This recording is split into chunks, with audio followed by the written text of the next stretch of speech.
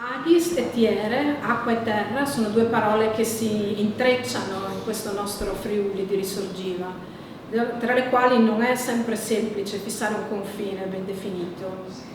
E Saveso per sé che i continenti si muovi, per sé che sono gli agis che accorrono per sotto che io strissini, e il tiliment alle chest, alle onda spirs che sburtino li tieris, e non per zore, che corrin via con lui senza saperlo, che si ingaghe impirate dal cielo, senza saperlo. Queste sono le parole di uno scrittore che è di una zona qua vicino, di Borsano, Stefano Moratti, e che mi hanno così suggestionata per questa serata. Siamo in una terra che ha le viscere d'acqua, che è stata formata e modellata dalle acque, e così abbiamo voluto questa serata per dedicarci un po' a conoscere il nostro territorio, che spesso percorriamo senza conoscere come si è formato e come si è evoluto. Questa sera vi proponiamo 3 interventi e per dare poi il giusto spazio a tutti e 3 i relatori, nella parte poi finale della serata, se qualcuno vuole fare delle domande potrà farlo alla fine. Il primo ospite è Alessandro Fontana, professore associato di Geografia Fisica e Geomorfologia presso il Dipartimento di Geoscienze dell'Università di Padova. È ricercatore dal 2006 presso il Dipartimento di Geografia di Padova e dal 2012 presso il Dipartimento di Geoscienze. Il suo campo di studi principale è la geomorfologia, che è quella scienza che studia la forma della Terra, per capire quindi come si sono formate le montagne, le pianure, le colline. E le sue ricerche si concentrano soprattutto sull'interazione fra i sistemi fluviali, le variazioni del livello del mare e gli antichi insediamenti umani. Ha studiato principalmente l'evoluzione del Pleistocene superiore, dell'Olocene, della pianura veneto-friulana e del mare Adriatico. Tra le sue numerose pubblicazioni segnaliamo quelle dedicate al bacino del fiume Piave, all'Adriatico settentrionale e all'area archeologica di Altino, che è l'antico insediamento che è alle origini di Venezia. E molto recentemente alla scoperta che il Colle del Castello di Udine è una collina artificiale, quindi creata dall'uomo, costruita quasi 3400 anni fa. Questa sera ci parlerà dell'alveo del tagliamento e delle sue caratteristiche e di come si è evoluto ed è cambiato nel corso dei millenni, e dei cosiddetti paleoalvei, cioè le tracce lasciate dagli antichi alvei del fiume nei suoi cambiamenti di percorso. È soprattutto un lavoro di ricerca e di costruzione di tracce.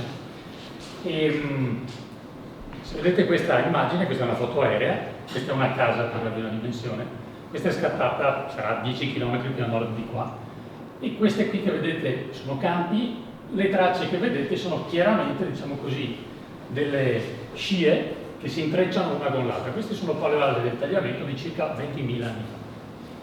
Questo è 20.000 anni fa, questo è il tagliamento adesso, in una fase, insomma, quando è non in piena, ma insomma con una portata abbastanza significativa, è dotato di tanti canali che si intrecciano uno con l'altro. Come saprete, insomma, immagino, si chiamano alveo canali intrecciati. In inglese si dice braided, sarebbe maritato, perché si tagliano uno con l'altro e si accompagnano. Se scendiamo verso valle, la parte importante di questa zona qui, diciamo, tra Codroicon e soprattutto a cavallo tra Camino e Varno, è il fatto che il fiume passa da un alveo con tanti canali ad un alveo singolo, e questa transizione appunto viene chiamata anche come wandering, cioè una specie di fiume che va un po' da una parte all'altra, per cui noi siamo proprio in questo settore dove c'è questa trasformazione particolare che succede in molti altri fiumi, ma nel tagliamento è abbastanza ancora naturale come situazione. Se procediamo verso valle, arriviamo poi alla situazione monocursale, un unico canale profondo, in cui appunto il sedimento è soprattutto trasportato in sospensione, fino a poi arrivare alla foce, e questo, diciamo così, è un'altra storia.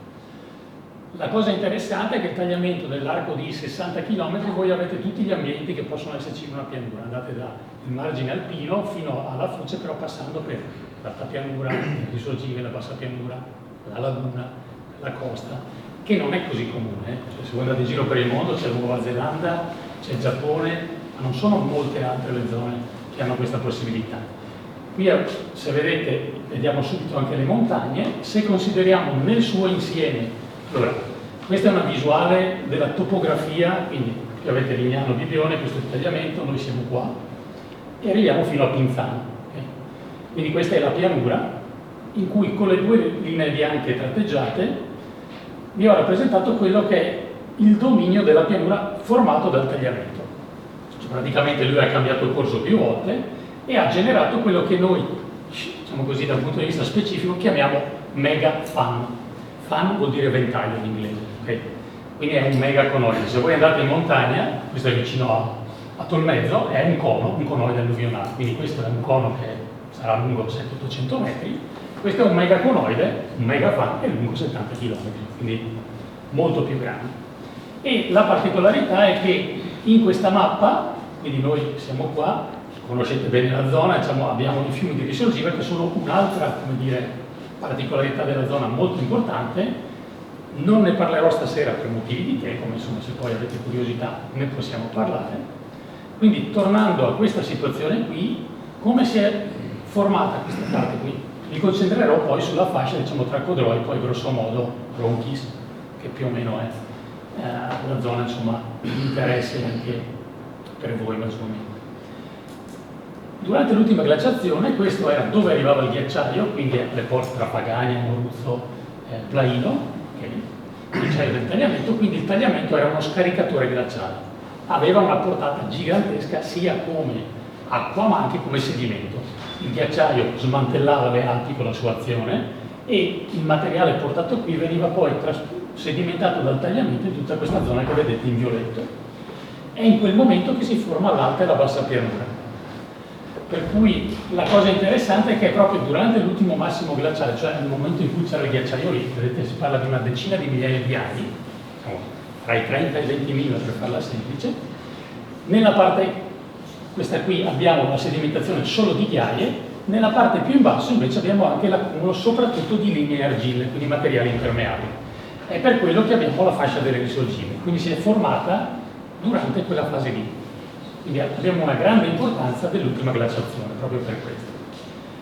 Avevamo canali intrecciati in questa zona, i canali intrecciati anche in questa, ma erano sabbioso-limosi. Se voi andate in giro in Europa, li trovate solo in Islanda, adesso, delle morfologie di questo tipo. Cosa è successo? Che successivamente, quando il ghiacciaio si è ritirato, quindi a partire da 19.000 anni fa, che non era più in pianura, e fino a circa 8.000 anni fa, il tagliamento, penso lo vediate in questa mappa, che scorre, questa è la situazione attuale, in una incisione molto profonda, che poi vi mostrerò, ma che conoscete immagino, tra Pinzano, arrivare quasi fino a Casarsa, e poi invece nella parte della bassa pianura ha formato varie incisioni, che sono appunto dei corsi. Il suo alveo quindi non era a livello della pianura come è adesso qui, ma era come lo vediamo a Pinzano. Adesso vi mostro una foto appunto. Se andiamo nella parte alta, qui sopra a Spilimbergo, vediamo come la situazione possa richiamare come era un tempo anche qui sotto. La cosa interessante qual è? Che non essendoci più il ghiacciaio, il sedimento non veniva trasportato subito fino in pianura, preso poi dal fiume, ma rimaneva intrappolato nella valle. Quindi non uscendo molto sedimento, ma uscendo l'acqua, il fiume aveva potere erosivo, quindi scavava nei buchi. Ecco, qui siamo a Spilimbergo. Voi guardate verso Pinzano, lì c'è il tagliamento, questa superficie qui è quella che ha circa 20.000 anni, poi il fiume, quando si è formata quando il ghiacciaio era qua, okay, quindi è San Daniele per capirci, poi il ghiacciaio si è ritirato e tutto quello che è successo negli ultimi 19.000 anni è successo in questo buco. Okay. Qui avete adesso quasi 40 metri, dovete immaginare che buchi così profondi, un po' meno, insomma, una trentina di metri, c'erano anche nella bassa pianura. 30 metri sono un palazzo di 10 piani, quindi immaginate, uno dei grattacieli di Lignano, immaginate un buco fondo largo un paio di chilometri e fondo 30 metri.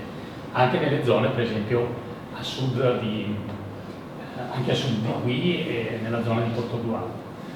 Ecco, adesso vediamo questa mappa qui in cui questa è la linea delle risorgive, noi siamo qua, qui è Codroipo, qui avete San Vito, Portogallo, tutte queste fasce che ho messo in verde sono queste grandi incisioni, sono delle sorta di canyon quasi, però sono larghi, cioè sono fino a 2 km e vi dicevo in questo settore qui arrivavano a essere profondi quasi 30 metri, in alcuni 28 diciamo così. Quindi un paesaggio completamente diverso perché? Perché in tutto questo settore qua l'evoluzione successiva del tagliamento ha riempito questi buchi, quindi noi non li vediamo più, sono nel sottosuolo. È molto importante conoscere dove sono perché se non li si riconosce uno poi costruisce rischia che abbia grossi problemi, però appunto avete questa situazione particolare. Ora, in questo settore basso, quindi nella bassa pianura, abbiamo che con i lavori fatti negli ultimi ormai 25 anni abbiamo ricostruito tutte le varie, o quasi tutte le direzioni lungo cui è passato il tagliamento.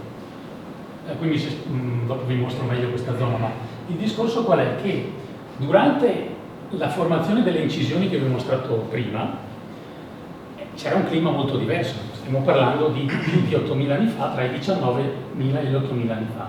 Soprattutto, diciamo, prima di 10.000 anni fa faceva più freddo di adesso, qui siamo nella zona poco a sud-ovest di San Vito Tagliamento, dove ormai una ventina d'anni fa, grazie all'architetto Paolo De Rocco, la sua segnalazione, siamo tornati per recuperare delle pigne che lui aveva visto nell'87, le abbiamo datate al carbonio e queste hanno 14.500 anni, quindi immaginate anche qui una foresta sparsa con betulle, salici nani, pino silvestre, pino mugo, è abbastanza diverso da adesso.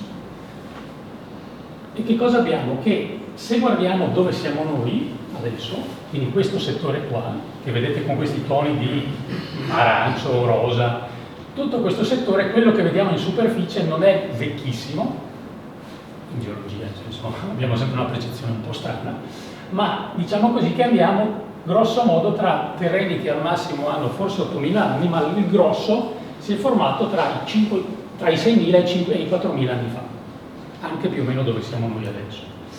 E quindi abbiamo questa situazione particolare. Partiamo però dall'inizio, cioè vedete questi toni violetti? Questi sono i lembi di 20.000 anni fa che rimangono ancora non coperti o non erosi dall'evoluzione successiva. Quindi 20.000 anni fa dovete immaginare che il fiume si muoveva molto rapidamente, cioè ogni pochi secoli cambiava direzione e ha occupato tutta questa zona, che è appunto la parte più distale del megafauna, il megaconoide che vi dicevo prima. Poi si formano le incisioni che vi dicevo e vedete che siamo già in un periodo in cui in giro per la pianura c'è gente che ci abita. Nel Mesolitico, quindi immaginate tra gli 11.000 e gli 8.000 anni da oggi, era già, non dico abbondantemente frequentato, ma c'era gente che girava e quindi interagiva con i cambiamenti del fiume. Poi abbiamo il Neolitico, l'introduzione dell'agricoltura, ci sono varie direttrici, qui non le ho segnate tutte, e poi andremo, diciamo, nella protostoria, abbiamo altri bracci e poi andremo nella storia con il tagliamento dell'epoca romana in rosso, quello medievale di Concordia e quello attuale, ci passa qua vicino, che anche quello è partito nel Medioevo, prima diciamo così non c'era. Quindi quello che potete notare è che tutte le direzioni più o meno enucleano da un paio di punti. Uno è qui dove si ha il cambio tra l'alta pianura e la bassa pianura e uno è qua nella zona dove siamo noi adesso, in cui avete che il fiume passa da canali intrecciati a avere un unico canale, quindi questa zona di transizione, perché cambia molto anche quella che è la pendenza della pianura, quindi l'acqua che arriva da monte, se trova una pendenza minore quando è in piena, può andare più o meno dove vuole. La cosa importante è qual è? Le chiamiamo avulsioni, perché avete presente come funziona un 3G cristallo. Non è così, nel senso che le avulsioni, se il fiume va in questa direzione, può essere che la piena lo faccia spostare, tra virgolette, istantaneamente dalla parte opposta. Quindi è per questo che abbiamo in mezzo alcuni brandelli di pianura che hanno anche 20.000 anni. Okay.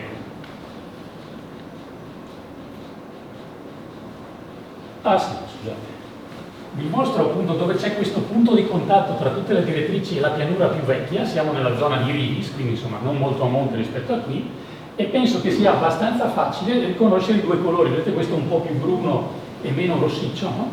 E questo invece è un po' più carico. Questa ha 20.000 anni e questa è la pianura degli ultimi 19.000, però quasi tutte queste direttrici sono appunto paleoalvei che hanno meno di 5.000 anni in questo caso. Rivis non è un caso, poi magari ce ne parlerà. La toponomastica qui è proprio perché voi, se andate verso San Angelo, a un certo punto la macchina sale di quasi 10 metri. È l'ultimo brandello di quella grande scarpata, di quella grande incisione che parte da Pinzandolo a 70 metri. Ok, adesso torniamo alla zona che ci può interessare di più. Cosa abbiamo fatto? Abbiamo appunto inseguito le tracce, soprattutto da satellite, da foto aeree, e abbiamo ricostruito, quindi noi siamo qui, vedete il tagliamento attuale, questo è Buins, Straccis, Belgrado, di Lareno fino a Muschletto, per cui di qua, diciamo così, entriamo nel dominio dello Stella. Tutte queste tracce rosse che vedete sono le tracce seguite dal tagliamento, soprattutto appunto tra massimo 8.000 anni e prima di 3.500 anni fa, ma il grosso vi dicevo è tra i 5.000 e i 4.000 anni da oggi. E quindi appunto anche dove siamo noi adesso c'è questa direttrice, poi di là riusciamo, diciamo così, a separare diverse direzioni. E vi mostro appunto, siamo qui a Camino, no? Quindi in questa area così ampia queste sono le direttrici che abbiamo riconosciuto e è una zona che più o meno, come saprete, immagino quasi tutti, è anche abbastanza interessante per i ritrovamenti archeologici. Quello che faccio io di lavoro in genere è combinare i dati archeologici con quelli geologici per ottenere un beneficio sia da una parte che dall'altra. In genere uso i siti archeologici per poter datare le superfici su cui si trovano. Quindi se c'è una villa romana è chiaro che i sedimenti che ci stanno sotto sono più vecchi. Questo è il ragionamento. Avete in rosso i siti romani principali e in verde quelli protostorici.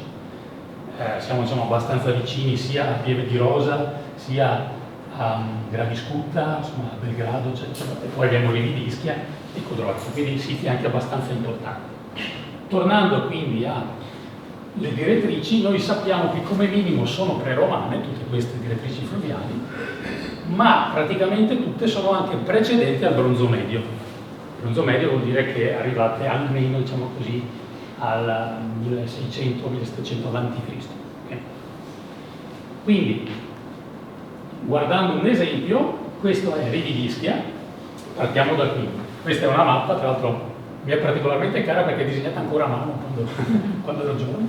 Quindi qui vedete quello che abbiamo ricostruito sono in rosso le tracce di paleoalvei, in verde acquamarina è quello che è il perimetro, che era una sorta di argine alto 4-5 metri che difendeva l'abitato durante il bronzo recente. Okay. Quindi sicuramente quando loro hanno costruito questo villaggio la situazione qui era già abbastanza, diciamo così, formata. Cosa hanno fatto? Hanno sfruttato un vecchio paleoalveo del tagliamento, probabilmente dismesso un migliaio di anni prima, non molto di più, e l'hanno sfruttato per fare un canale difensivo attorno al sito, ma quello che non vediamo più, ma che sappiamo da altri siti, è che questo veniva usato per dare acqua a tutti i campi con uno schema raggiero. È abbastanza sorprendente, nel senso che, se pensate, e qui si vede meglio, ecco, questa foto qui, vedete il canale che arriva, il paleoalveo, poi veniva usato per fare il circolo, diciamo, difensivo, e poi avete quella che è la traccia del castelliere, cioè questa sorta di argine in terra alto vari metri che difendeva l'abitato. È sorprendente quanto fossero bravi, ma in questo momento costruiscono il Colle di Udine, per darvi anche un'idea di quanto fossero capaci di progettare e fare. Quindi abbiamo questa situazione, diciamo così, un po' particolare. Se vediamo un altro alveo di questa zona, scendiamo un po' più a sud, siamo nella zona tra Rivignano, Teormo, Deano. Okay. Qui ve l'ho messa con questa mappa ingrandita della topografia. Questo è il tagliamento attuale, diciamo, questa è la strada che la strada viene su qui da Ronchis e poi per venire passa di qui. Questa è l'autostrada. Il casello nuovo insiste proprio su questo paleoalveo qui, che penso riconosciate abbastanza. C'è una traccia un po' più bassa, cioè qui vedete le quote, andiamo dai 13 metri, che sono le zone qui verso Varmo, verso Vadrisio, ai 3 metri in questa zona qui. Quindi il fiume, quello che rimane della sua traccia, è un po' più basso dei terreni circostanti. Okay. Noi usiamo un sacco di queste mappe che sono, diciamo, realizzate grazie a quello che si chiama LIDAR, cioè c'è un sensore montato sull'elicottero o anche su drone adesso, che acquisisce milioni di punti, okay? C'è un telemetro laser che misura quindi la distanza tra l'elicottero e il terreno. Immaginate che queste mappe vengono prodotte con una quantità di misure che in ogni metro quadro avete 20 punti di misura. Okay? Quindi sulla tavola avete 70-80 punti di misura. Con un errore, chiamiamolo così, di pochi centimetri, quindi sono estremamente precisi. In pianura è fondamentale perché se voi andate sul posto, in molti casi la persona normale non si accorge di questi dislivelli, perché parliamo di mezzo metro, un metro, cose molto deboli. Però vedete anche quanto bene si vede il tagliamento attuale, il suo alveo, e una cosa che vi faccio notare adesso, ma penso che poi parlerà molto più in dettaglio Filippa, è il discorso che, per esempio, quello che è il limite comunale o regionale in questo caso non corrisponde all'alveo attuale, perché quando l'hanno tracciato 200 anni fa il fiume scorreva così e poi il fiume, insomma, non rispetta i limiti amministrativi, è andato dove voleva. Per darvi un'idea di come si vede questa traccia nelle immagini aeree, la vediamo lì. Qui avete l'autostrada, questa è un po' più vecchia, per cui il casello attuale è qua, quello nuovo di Ronchi, e qui penso riusciate a vedere, se adesso ve la accendo e ve la spengo, quella che è la traccia del Paleolitico. Si possono riconoscere, siccome questi sono dei meandri, i meandri hanno una loro evoluzione, quindi continuamente si modificano, potete riconoscere i vecchi porzioni di alveo con cui lui si è spostato, cioè le tracce di questi spostamenti. Questo ha più di 4500 anni, quindi è un paleoalveo del tagliamento, che quindi arrivava da quella direzione là. È un po' strano da pensare, ma perché il fiume faceva un giro un po' abbastanza diverso dall'attuale. Se vediamo un altro paleoalveo un po' simile a questo, giusto per sconfinare, diciamo, tra Veneto e Friuli, siamo nella zona di Alvisopoli, c'è sempre l'autostrada, questa è Alvisopoli, quindi avete Morsano, insomma, lassù, e vedete queste tracce scure. Questi sono appunto dei paleoalvei, sempre del tagliamento, che formavano dei meandri molto sinuosi. Dentro avete tantissima torba, fino a 5-6 metri di torba. La torba, che è questo accumulo di materiale vegetale, per noi è molto importante perché recuperando i campioni di sedimento possiamo studiarci i pollini e quindi ricostruire la vegetazione che si è diciamo così, succeduta nel tempo. Veniamo all'ultimo atto, diciamo così, della costruzione delle variazioni del tagliamento. Qui in questo scheletto vi ho messo la direzione attuale in verde, la direzione romana in rosso e quella medievale di Concordia in arancio. Dopo Cristo probabilmente è arrivato fino al 1000, ma proprio in maniera molto blanda. Contemporaneamente si sono attivati nel VI secolo in maniera grossa sia questo che questo. Questo è durato probabilmente poche decine di anni e poi è rimasto solo quello attuale. Quindi è dall'alto medioevo che il cammino di nuovo è più o meno sul tagliamento. Okay? C'è tornato. E qui vedete, lo schema magari è un po' complesso, questo qui è quanto dura dal primo millennio a.C. fino al VII-VIII secolo circa la direttrice in rosso.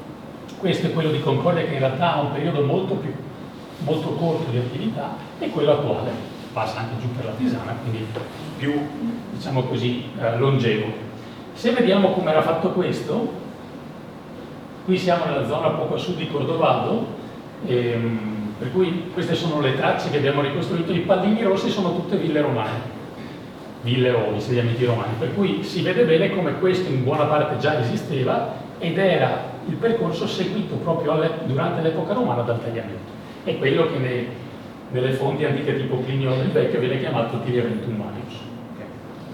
Di là vedete una parte ancora più meridionale verso il Gugnano, in cui anche qui si vedono appunto i paleomeandri con un sacco di case romane. Cosa succede poi? Che qui, quando hanno fatto i lavori del nuovo casello a Ronchis, hanno trovato una villa romana con annessa una fornace. Sul bordo di questa villa praticamente arrivava a lambire quel paleoalveo molto sinuoso che vi ho fatto vedere prima, che passa da Rivignano, Modeano. Per cui il riempimento del paleoalveo è questo, era un ricco punto di materiale organico, per cui vedete questi fanghi organici, la villa stava qui, e arando i campi ogni tanto qualche frustolo di qualche frammento di laterizio o altro finiva dentro quello che era la depressione occupata dal paleoalveo. Cioè, il fiume non c'era già più da oltre 4.500, cioè da 2000 anni prima dei Romani, era rimasta la depressione e quindi raccoglieva, diciamo, del materiale che arrivava dalle sponde. Questa parte che vedete invece più in chiaro sono i primi depositi portati dal tagliamento, che probabilmente comincia già ogni tanto a spostarsi dalla direttrice rossa a quella verde già nel IV-V secolo d.C. Quindi vedete, abbiamo datato esattamente nel momento in cui le prime alluvioni sigillano questa depressione. Molto interessante la zona di Cordovado, dove i vari lavori di attività di cava hanno recuperato molti tronchi.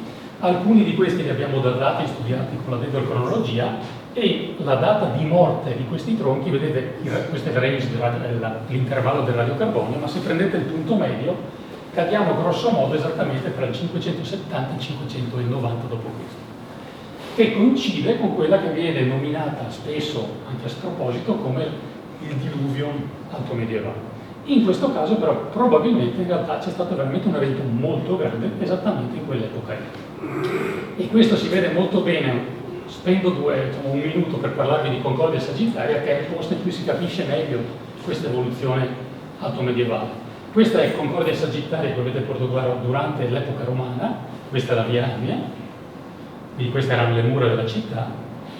Nel VI secolo abbiamo che si attiva la direttrice gialla, per cui questa, che era una di quelle incisioni formate dal tagliamento tra 19.000 e 8.000 anni fa e poi lasciata abbandonata, è stata riusata dal tagliamento, che, se voi andate a Concordia Sagittaria, infatti negli anni 90 hanno scavato dai 4 ai 5 metri di sabbie per riesumare quella che è la superficie del V secolo.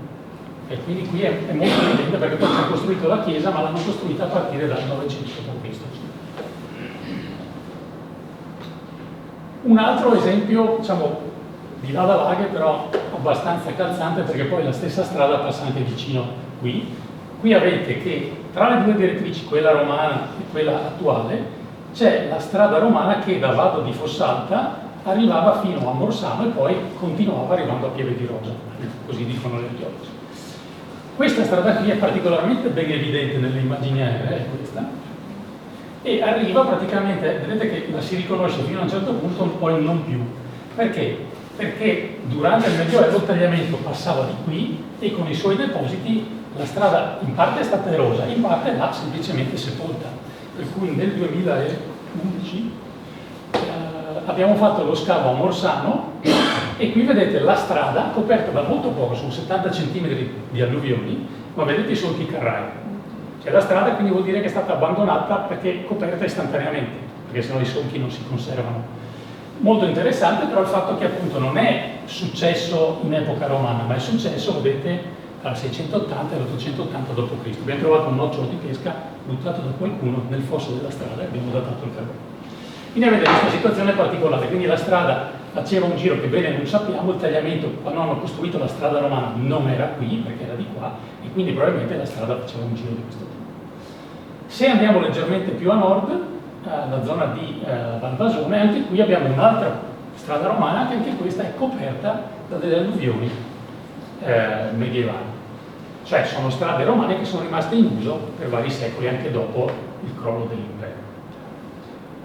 Quindi, riassumendo questa fase medievale, abbiamo che c'è una grande fase di avulsioni, cioè il fiume cambia ripetutamente percorso, diciamo così, soprattutto nel VI secolo, ma inizia già nel IV-V secolo e poi va avanti questa fase di transizione fino al quasi il 1000 d.C. Come vi dicevo prima, il grosso dell'alluvione che seppellisce Concordia, che comunque viene dalla zona, diciamo, il nodo avulsivo non è molto distante da qui, cioè praticamente di fronte, e succede probabilmente nel 589 d.C. Era comunque tutto un sistema molto al collasso dal punto di vista amministrativo, per cui quello possiamo dire che forse è la pietra tombale su tutto il sistema che ancora un po' era resiliente dall'epoca romana. Ecco, che cosa succede poi? E faccio un breve accenno. Una delle cose interessanti che c'è nella zona, diciamo così, tra Belgrado e poi andando verso Morsano, è che abbiamo un documento di Francesco Duodo, una mappa appunto di questo cartografo veneziano del 1796, che, mandato qui per capire quali erano i danni delle alluvioni, ha fatto la prima mappa geomorfologica della pianura friulana. È un francobollo, però è molto fatto in dettaglio. Noi abbiamo ricostruito, in base alle tracce, in base alla mappa, perché è molto precisa, c'è dei limiti anche fondiari che ancora in parte ci sono, i diversi percorsi del tagliamento. Vedete che inizia a spostarsi nel 1500, quindi San Paolo, Bolzano e anche Mussons erano qua. Quindi il fiume si sposta, poi vedete, nel 1600 a metà tra San Paolo e Bolzano, poi alla fine del 600 proprio dall'altra parte. Quindi questi brandelli di territori che facevano parte amministrativamente della parte di là, di Varmo, in realtà vengono separati fisicamente, anche se poi è rimasta un po' della parte amministrativa. Quindi qui vediamo le recenti, tra virgolette, evoluzioni. Per la dinamica ancora più recente vi faccio vedere l'immagine di prima, siamo sempre a Spilimbergo, vedete queste tracce? Queste sono le tracce di 100 anni fa, cioè il tagliamento 100 anni fa passava dove c'è la scuola di agraria, il campo sportivo a Spilimbergo, e quindi non è che siano in sicurezza idraulica straordinaria. Se vi faccio vedere la foto aerea, questo è Spilimbergo, la foto che avevo fatto vedere prima guardava di là, quindi qui avete Dignano, questo è il ponte, ok. Questa è più o meno, sarà una foto di una decina d'anni fa. Questo è il rilievo fatto dagli austriaci alla fine del Settecento, in cui vedete che i bracci attivi, cioè dove scorre l'acqua, sono molto più numerosi. Questa non è una situazione particolare, è la situazione media. Torno un attimo indietro. Il tagliamento scorre solo qui adesso, cioè in metà di quello che è l'incisione che avevo mostrato anche un po' prima. Torno un attimo indietro. Questi sono un paio di chilometri, ma il tagliamento scorre solo in quell'embolo. Quindi lo vediamo qui. Il numero di bracci da questa mappa a oggi è calato di più della metà, ma anche la larghezza. Se scendiamo nella zona questa qui, abbiamo che questa è la situazione attuale e questa è la situazione di 200 anni fa, in cui vedete che anche qui avete molti più bracci, si vede che era attivo un po' ovunque. E qual è il discorso? È che tutti i fiumi alpini abbastanza importanti e che hanno capacità di muoversi negli ultimi decenni sono stati particolarmente affetti da quelle che sono state le cave di ghiaia in alveo, come anche frequentemente a partire quasi da Venzone fino a Ronchi, Spettapiedi. Che cosa è successo? Che siccome il tagliamento, le cave sono state soprattutto attive negli ultimi 60-70 anni, ma particolarmente 40-50 anni fa, il prelievo dei sedimenti ha tolto del materiale che serve al fiume per fare il suo lavoro. Quindi il fiume si è inciso da 1 a 3 metri e si è ristretto. Quindi anche quando si dice tagliamento è molto naturale, sì, però non è un fiume che è esente da danni anche molto significativi dal punto di vista ambientale, comunque visibili. E per finire, cambiamento super attuale, vi ho montato queste slide insieme, in cui vedete i cambiamenti del fiume, questa è l'autostrada per darvi un riferimento, dal 2016 fino al 2020, e vedete come questa zona dove il fiume è in transizione dal più alveo a un alveo unico si sta spostando progressivamente, le curve si stanno spostando progressivamente verso alto. Quindi il fiume è molto vivo, molto attivo, e quindi tutti gli interventi che noi facciamo, anche non volendo, hanno sempre delle ricadute. E io finisco qua. Okay? Grazie al professor Fontana, perché è stato veramente molto ricco anche di spunti per pensare come si sono evoluti i nostri territori. È una cosa che mi ha sempre affascinato nella storia del nostro territorio, e che accennava appunto anche il professor Fontana, è scoprire che i nostri paesi non sono sempre stati dove li vediamo adesso. Se vediamo i testi storici sulle alluvioni e del tagliamento, leggiamo che nel corso dei secoli diversi paesi si sono trovati a volte di qua, a volte di là del tagliamento, e alcuni, in particolare il paese di Rosa e come anche la chiesa di Pieve di Rosa, sono stati distrutti e ricostruiti più volte. San Bidotto e Biauzzo sono stati spesso divisi dalle acque perché appunto il letto si spostava. Addirittura nel 1800 troviamo nominato Bugnins a destra e Bugnins a sinistra del tagliamento, o Strazis de qua e Strazis de là. E poi troviamo sempre nei documenti storici le tracce di alcuni Potremmo chiamarli villaggi fantasma, perché poi adesso non esistono più, come San Giovanni della Passarissa o Barmidello. Quindi un territorio con una storia un po' travagliata, però con della gente molto tenace che ogni volta che c'era una piena, un'alluvione, poi non andava via ma tornava a costruire le case, le chiese. Per parlarci di alcune di queste vicende abbiamo invitato Pier Giorgio Sclippa, storico sanvitese, che nel 1997 ha curato il volume La Rosa e Rosa, studi su una comunità fra le acque. Pier Giorgio Sclippa attualmente è responsabile dell'area biblioteche dell'Università degli Studi di Udine, socio della Deputazione di Storia Patria per il Friuli e dell'Accademia San Marco di Pordenone, nonché segretario della Società Filologica Friulana. Tra le sue pubblicazioni, diversi lavori di carattere storico sul territorio di San Vito al Tagliamento e delle sue frazioni, sulla Società Operaia di San Vito e sul Santuario della Madonna di Cordovado. Inoltre ha ideato e coordinato diversi progetti di digitalizzazione e valorizzazione in rete del patrimonio culturale. Allora, la cosa fondamentale che vi devo dire prima di cominciare è che io sono di Ligugnana. Serve, non è che sono così campanilista per cui voglio ricordarvi il luogo di provenienza, però serve nei ragionamenti che tenterò di fare adesso. Mi è stato chiesto di spiegarvi un'esperienza che abbiamo fatto sulla destra tagliamento qualche anno fa, nello studio del territorio che sta proprio esattamente dall'altra parte del tagliamento, e quindi volevo partire da Ligugnana perché Ligugnana si trova in quella fascia di territorio che abbiamo appena capito non può aver ospitato i romani, ed è difficile che abbia avuto dei resti romani in quell'area o resti precedenti al Medioevo, perché lì passava il tagliamento, e quindi è l'area dove poi è sorta Ligugnana, e in effetti Ligugnana è la frazione di San Vito al Tagliamento più nuova, quella che è sorta a fine 800, alla fine proprio dell'800, quando i poveri del paese chiedevano un pezzo di terra dove edificare una baracca. Proprio queste erano le domande che qualcuno inoltrava al comune per conto di queste persone che non sapevano neanche scrivere, e il comune concedeva un pezzo di terra sulla Ligugnana dove edificare la baracca di paglia, di legno.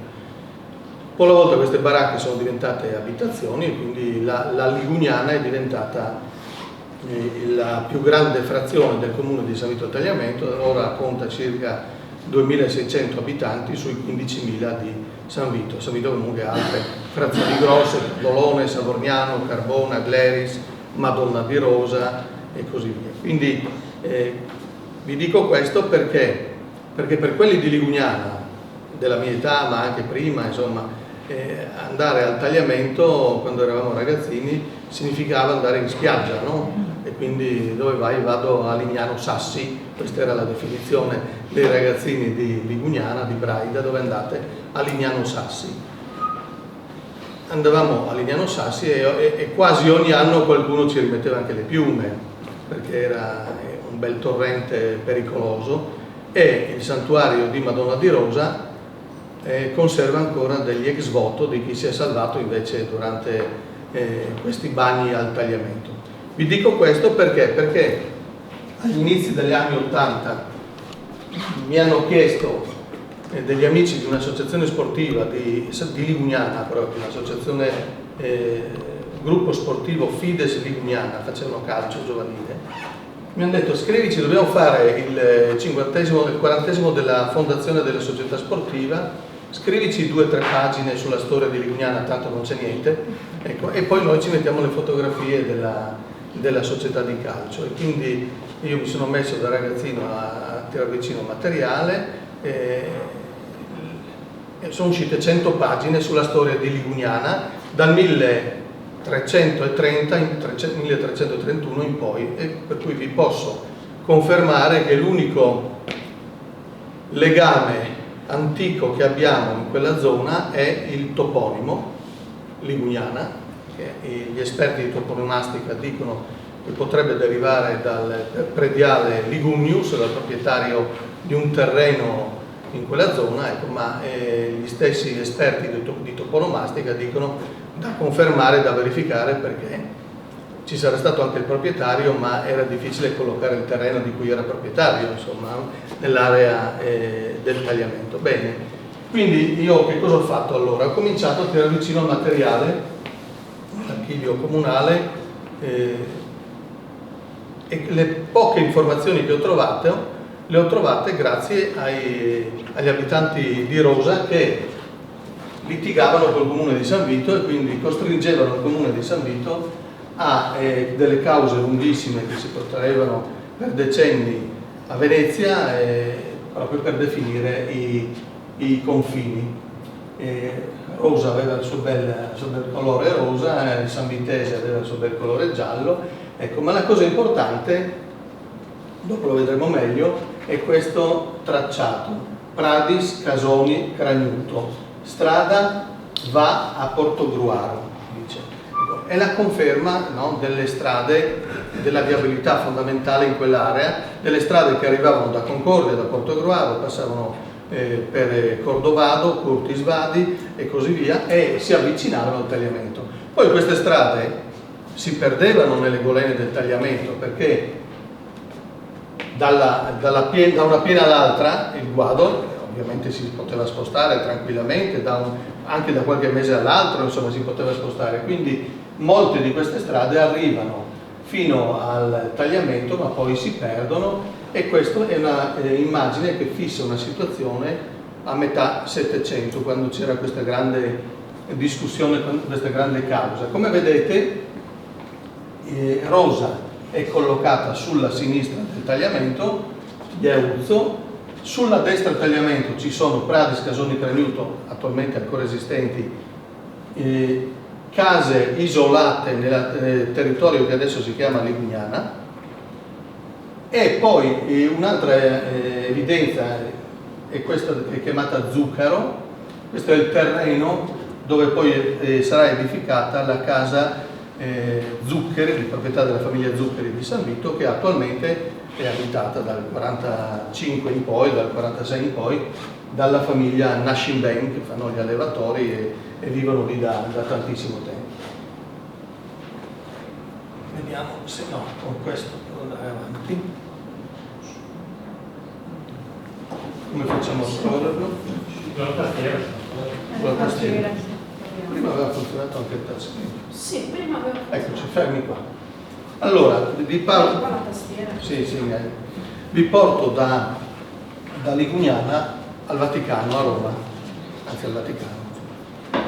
Questa è una delle carte della galleria delle carte geografiche al Vaticano, 120 metri di corridoio, 40 carte dedicate all'Italia. Dicevano che i papi l'avevano voluta per poter dire che loro, a casa loro, percorrevano il corridoio, avevano girato l'Italia, no? Questa era la battuta che spendevano. Questo è un particolare, naturalmente, dedicato alla nostra zona. Siamo San Vito è qui, vediamo se riesco a farvi vedere, ho rifatto io un particolare un po' più ingrandito, questo appena un po' meglio. San Vito, San Paolo, Predolon, che serve Prodolone, Casarsa, CHA, Casarsa, di là c'è Belgrado e c'è il Cason. Allora, a testimoniare che questa è una carta fatta su disegni preparatori di Ignazio Danti, siamo intorno al 1570-1580, questi sono gli anni in cui vengono realizzate queste carte che sono bellissime, enormi.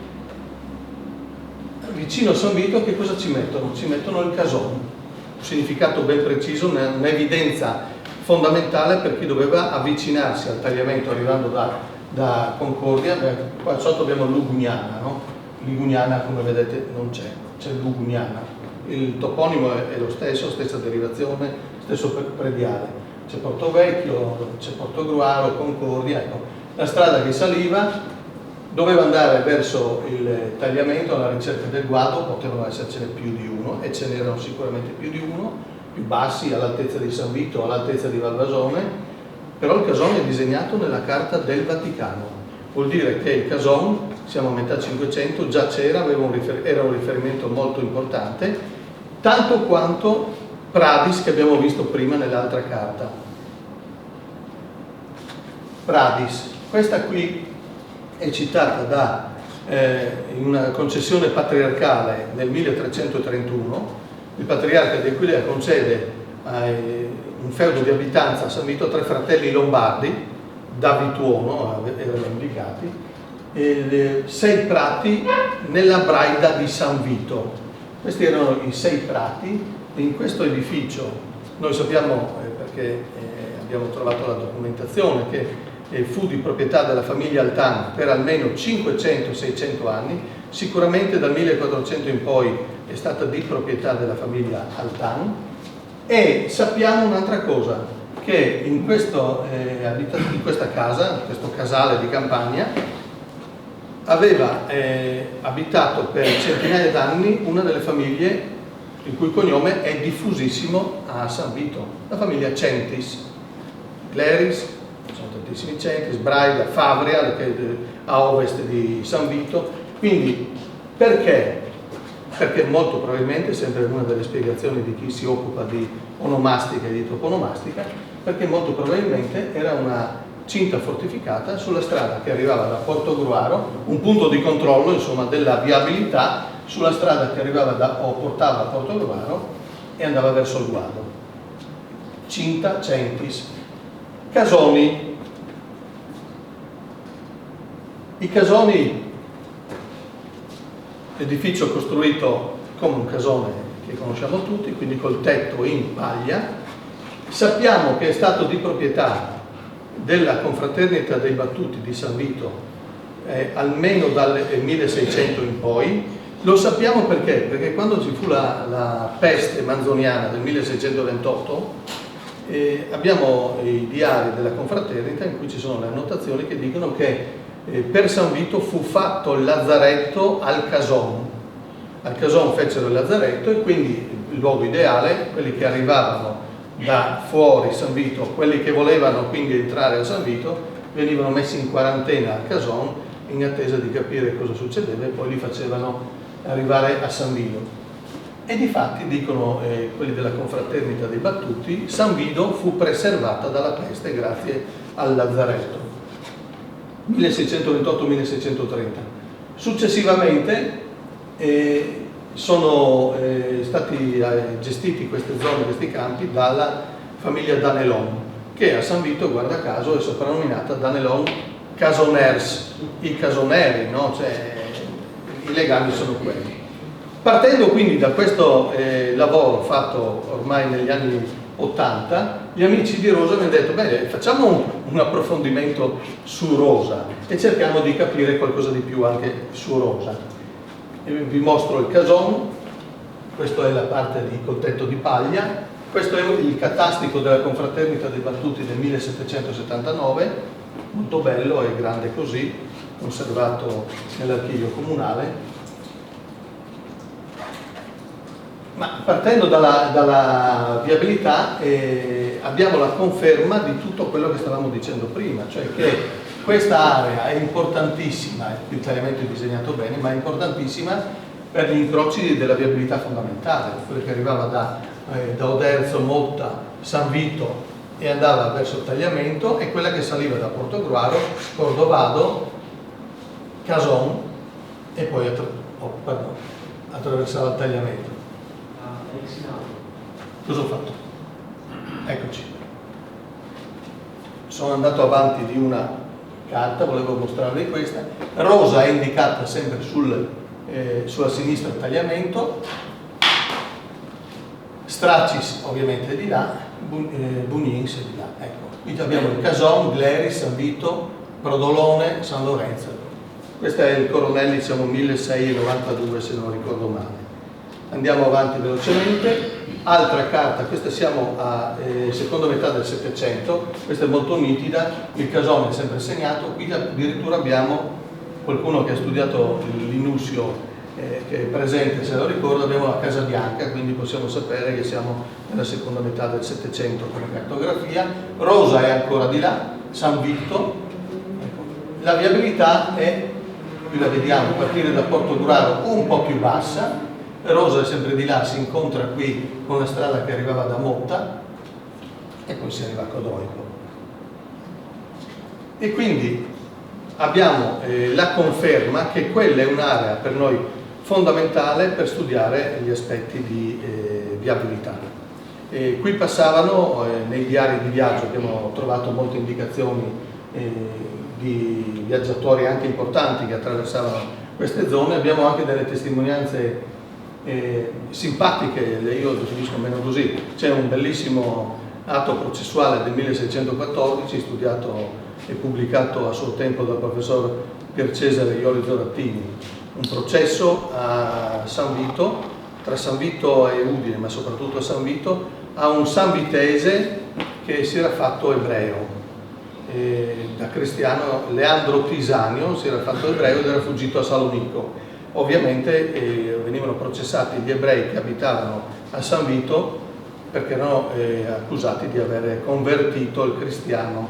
Bene, l'ebreo era Mosè Belgrado, giusto per dare anche qui dei luoghi di provenienza.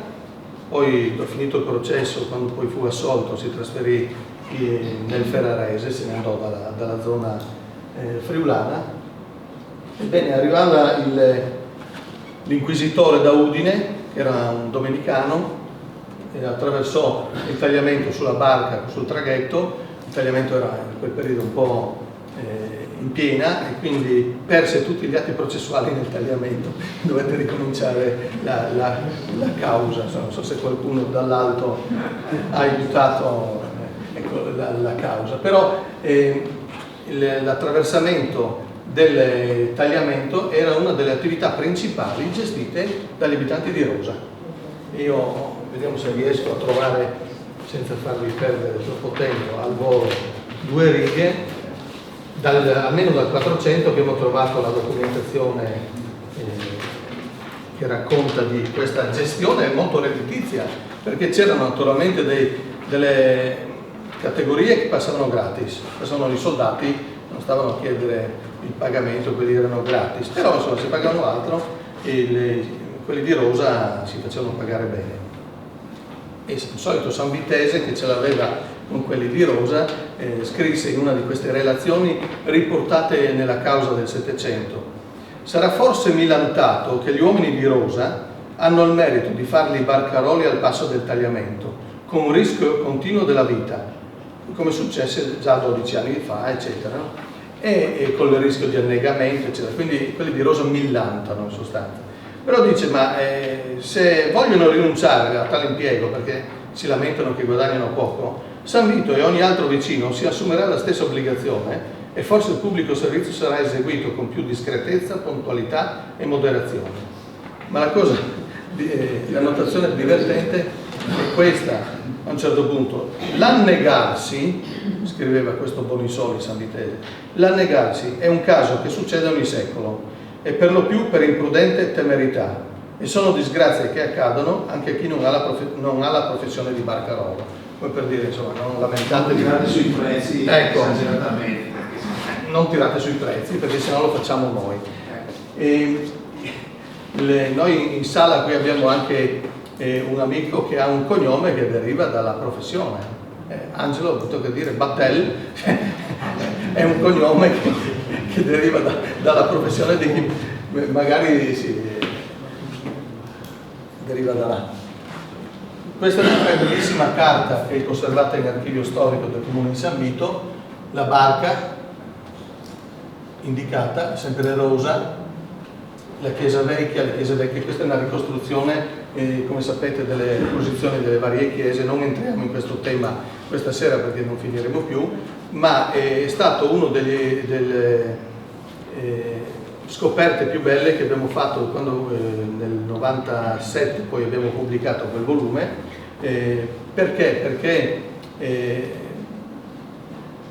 abbiamo fatto un lavoro di squadra, no? Che è la cosa bella che bisogna ormai fare quando ci si mette a studiare, cioè c'è chi conosce l'arte, chi l'archeologia, chi la geologia, chi altre discipline, quindi mettendosi insieme si riesce a fare squadra, si riescono a trovare le informazioni che servono e fare i collegamenti che altrimenti non si riescono a fare. Bene, abbiamo avuto anche la collaborazione di Severino Ganelon, uno dei casomeri di qui sopra, che ha posizionato i ritrovamenti, i resti, i possibili luoghi delle vecchie chiese di Rosa. Non è detto che siano certi, perché abbiamo fatto questo lavoro ormai 30 anni fa, 20 anni fa, c'è la necessità di riprendere in mano questo materiale con altri strumenti che oggi sono disponibili e che potrebbero aiutare tantissimo. Ricordo che allora la digitalizzazione delle carte non era così facile come oggi e si lavorava tanto di fotografie e di fotocopie, no? Ecco. Apro e chiudo una parentesi. L'aprile scorso il nostro Ministero dei Beni Culturali ha emanato una circolare ripristinando una cosa che pensavamo di aver superato per sempre, cioè il pagamento, la domanda scritta per fare le riproduzioni anche col proprio smartphone e il pagamento di una tariffa per qualunque riproduzione si faccia. Per fortuna al momento solo nelle istituzioni statali, quindi archivi comunali o biblioteche comunali, possono ancora sopravvivere, ma per chi è abituato a girare gli archivi di Stato o le biblioteche statali ci sarà anche qualche problema. Rosa si spostò, a un certo punto avete visto, l'alveo del tagliamento principale si è spostato sulla sinistra e Rosa, stanca di sprendere la propria chiesa, di demolirla e di ricostruire il proprio paese verso Codroipo, ha deciso, beh, a questo punto facciamo un salto, andiamo direttamente sulla destra tagliamento, e si sono spostati sul territorio di San Vito. Infatti sono arrivati a San Vito. Questo è quello che rimane del cimitero dell'ultima Rosa, e questo cippo ha una scritta che ricorda, è datata 1851, ricorda l'ultima alluvione del 1851, ancora non c'erano gli argini. Rosa era su quella fascia di terreno verso San Vito, fu completamente distrutta, si salvò questo appezzamento che era il cimitero, lo hanno mantenuto sempre pulito e salvaguardato in questo modo, e si sono spostati ulteriormente verso San Vito, dove non sono più stati colpiti se non altro da alluvioni, ma quella è la quinta chiesa che hanno costruito. Poi sapete che ci fu anche il miracolo della Madonna di Rosa, che poi portò a San Vito l'acerto del muro di sasso su cui era affrescata la Madonna, che adesso si trova la Madonna di Rosa, quindi la Madonna è riuscita a dare addirittura il nome a una località, è riuscita a cambiare la titolarità della chiesa. Era una chiesa che si chiamava San Nicolò Extramuros, fuori dalle mura, che era anche quello un ostello di ospitalità per chi arrivava da San Vito e andava verso il tagliamento, e che dall'apparizione della Madonna e dal trasferimento dall'immagine sacra a Madonna di Rosa è diventato poi appunto la chiesa di Madonna di Rosa, ampliata nell'Ottocento, distrutta da due bombardamenti, uno alla fine del 44 e uno all'inizio del 45, quando gli aerei alleati, volendo andare a bombardare il ponte del tagliamento, volendo liberarsi di bombe che si vede non volevano riportare, le hanno scaricate dove capitava e sono cadute sulla chiesa. Hanno distrutto la chiesa, nel 2023 l'avrebbero restaurata e ripristinata sicuramente, ma nel 1945 hanno completato la demolizione e hanno salvato però l'immagine sacra, e il campanile, che era stato costruito nel 1902, si è salvato.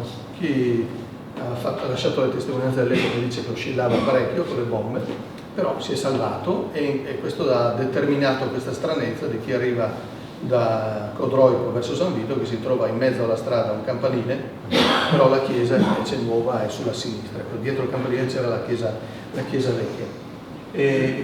Quindi diciamo che è una situazione, quella di Rosa, che noi abbiamo intitolato La rosa erosa, no? Giocando sul verbo, sull'erosione. C'era qualcuno che diceva no, ma c'era un nobile, la famiglia nobile dei Rosa, che aveva la proprietà in mezzo al tagliamento, distruggi, costruisci la casa, spostati. L'erosione è la più plausibile, insomma, come derivazione toponomastica, almeno Frau e altri la indicano in questi termini.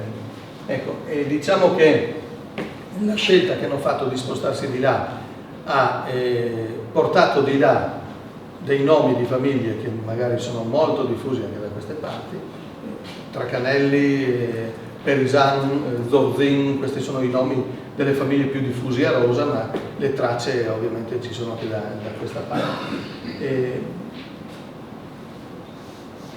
Cos'altro possiamo dire di quell'area? Possiamo dire che periodicamente il tagliamento restituisce i resti di alcune di queste chiese, una in particolare. Ogni tanto ci sono delle piene che liberano dai sassi i resti in mattone delle chiese, di una chiesa in particolare, finché un anno ha liberato talmente tanto bene alcuni di questi resti che il comune di San Vito ha chiesto l'autorizzazione alla sovrintendenza di poter asportare questi due frammenti più grossi, portarli vicino all'attuale chiesa di Rosa, dove sono ancora posizionati, e grazie ai disegni e rilievi che aveva fatto Severino Danelon anni prima, hanno ricostruito a terra l'ipotesi di perimetro della chiesa su cui hanno collocato i due frammenti, spiegando la storia di. Bene, vado a chiudere dicendo che la cosa bella di quel lavoro fatto insieme, io mi sono andato a rileggere 20 righe di introduzione che scrivevo allora per introdurre il volume a più mani. A un certo punto dicevo, noi siamo partiti, non abbiamo la presunzione di aver definito il tutto, anzi siamo partiti, certe cose non le conoscevamo, siamo andati in stampa e abbiamo già verificato che il giorno in cui è uscito dalla tipografia abbiamo trovato altri materiali, perché succede sempre così ed è giusto che sia così.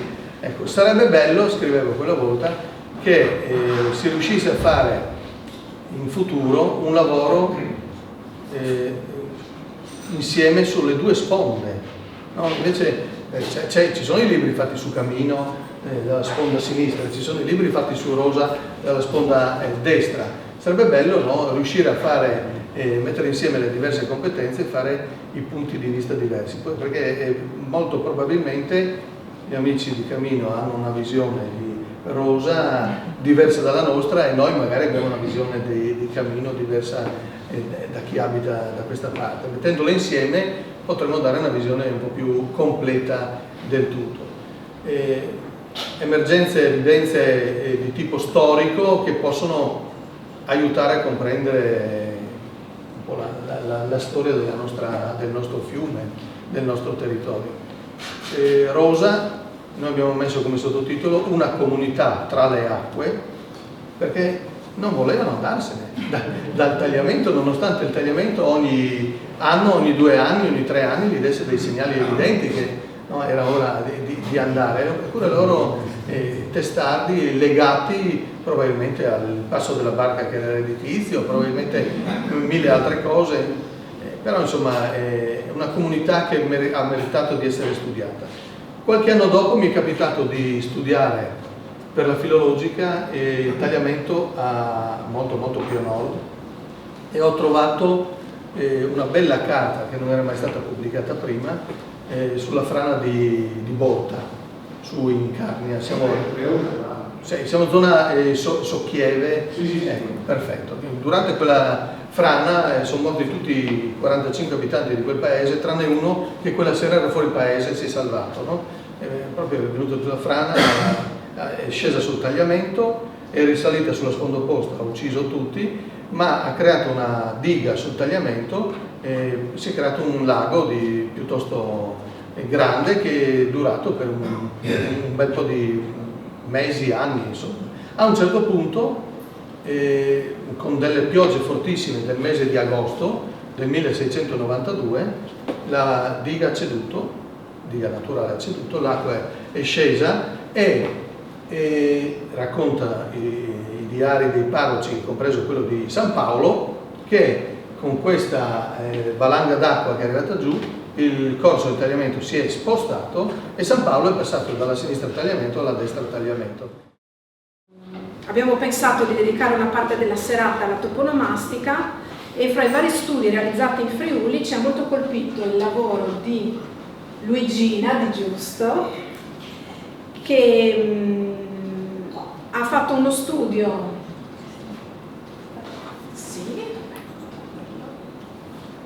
Scusate, sì. Noi pensavamo di essere autosufficienti.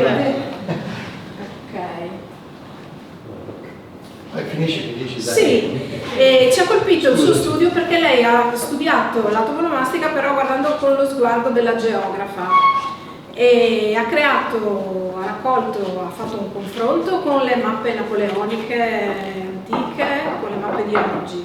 Ha intervistato ha raccolto decine di testimonianze orali del suo paese e per creare le mappe georeferenziate, quindi di tutti i toponimi noi sappiamo esattamente, grazie alla sua ricostruzione, dove la zona esatta a cui si riferiscono. Ha usato anche metodi digitali moderni, quindi ha creato delle mappe interattive.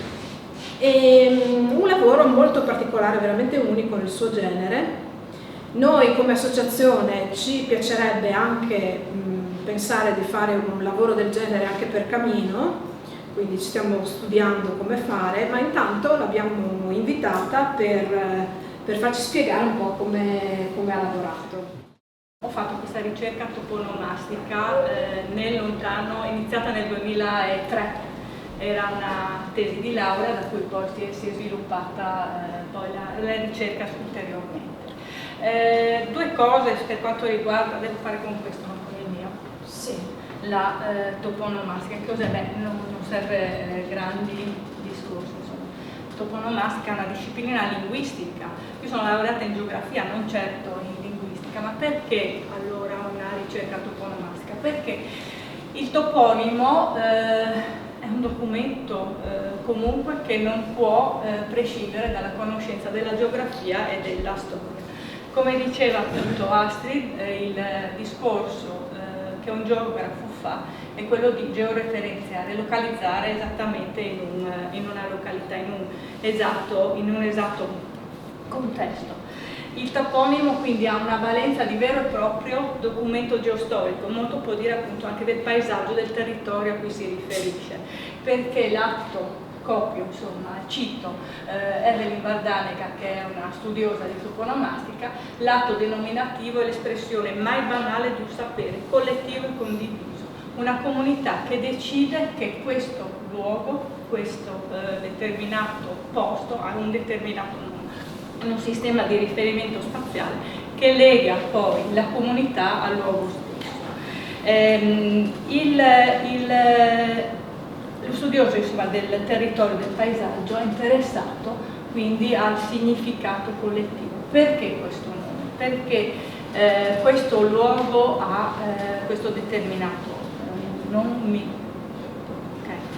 Nel momento in cui viene dato una denominazione, anche una comunità si appropria di questo luogo, diventa parte di sé. Il fatto di dare un nome significa territorializzare, insomma, renderlo proprio in qualche modo. Il toponimo quindi può essere dato appunto, perché c'è una percezione particolare di un determinato aspetto peculiare, può essere qualcosa che colpisce, però non è mai oggettivo, perché appunto dipende dalla comunità stessa. Poi vedremo anche come diversi luoghi possono avere più nomi. Può essere espressione appunto derivata dalla constatazione di una peculiarità paesaggistica, un monte, un colle, un prato, un campo, oppure potrebbe essere qualcosa di singolare da evidenziare all'interno di un determinato luogo, quell'unico insomma, che si distingue rispetto al resto. Mi è capitato nella mia ricerca appunto il Prado Alpino, ok? perché in quel prato c'era il pino, okay? Che si evidenziava rispetto al resto della zona. Oppure può essere anche creativo, insomma, quello che ho trovato io, la chiave, un terreno che si chiama chiave, perché non si sa, ok? Strada del Siore, questo è il più bello, insomma, anche qua, perché poi le interpretazioni sono varie. In ogni caso, appunto, rappresenta un documento valido per la comunità, per riconoscere anche la sua valenza, o meglio, per riconoscere i valori che questa comunità dà a determinati luoghi, a determinati territori. Fondamentale ricordare che ci sono i macrotoponimi, che sono quelli riferiti alle unità amministrative più grandi, Camino al Tagliamento, Maiano, Buia, San Daniele, San Vito, ok? Mentre abbiamo i microtoponimi che comprendono appunto i pezzettini, gli appezzamenti, parlava prima appunto anche, no? Mi aiuti, delle zone che avevo segnato prima nella carta. Esatto, grazie, perfetto, perfetto. Via me, Braille, Rabaglies e via.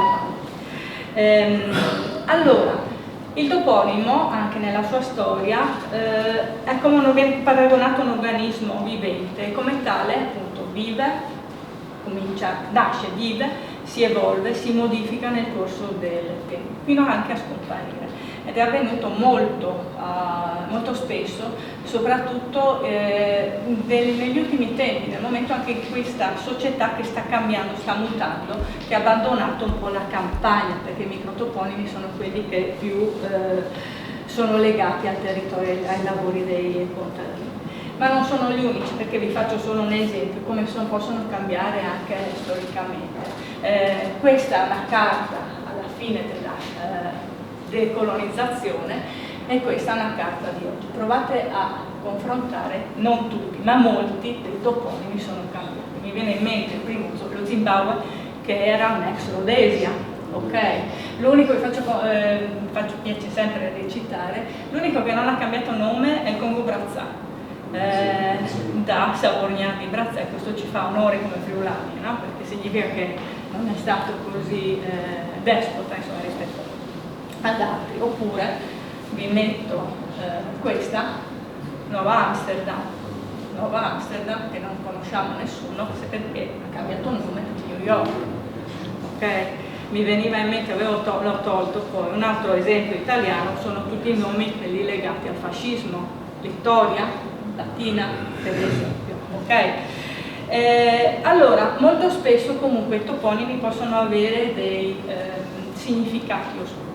Per un geografo non è facile individuare, quindi molto spesso deve ricorrere all'aiuto di persone competenti. Ne parlavamo prima, ha citato prima il professor Frau, eminenza a livello friulano, non è l'unico insieme al professor Lesina, Maurizio Puntin, eccetera, eccetera. Allora, se interpretata male può indurre ad errori.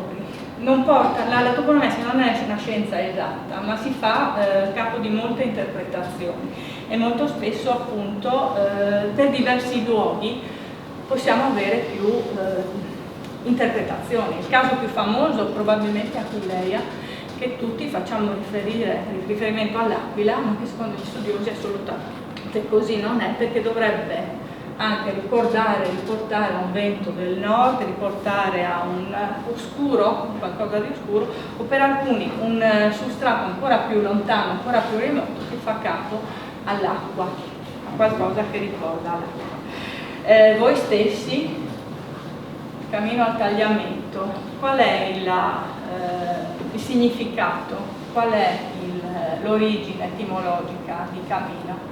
È il cammino riferito alla fornace o il cammino dei pellegrini? Che ci sta anche questo, perché siamo lungo la via dei pellegrini che percorreva il Tagliamento. Okay. Allora non è facile semplificare, non è facile risalire, insomma, anche perché ci sono diverse interpretazioni. In ogni caso, spesso per ottimizzare la ricerca toponomastica onomastica, vengono fatte delle classificazioni tipologiche, insomma a seconda delle tipologie di toponimi che vengono ritrovati, soprattutto utilissime per quanto riguarda i microtoponimi. Allora, qui cerco di andare il più veloce possibile, vi ho messo solo alcuni esempi, però perché contenere nei tempi cerco di essere velocissima.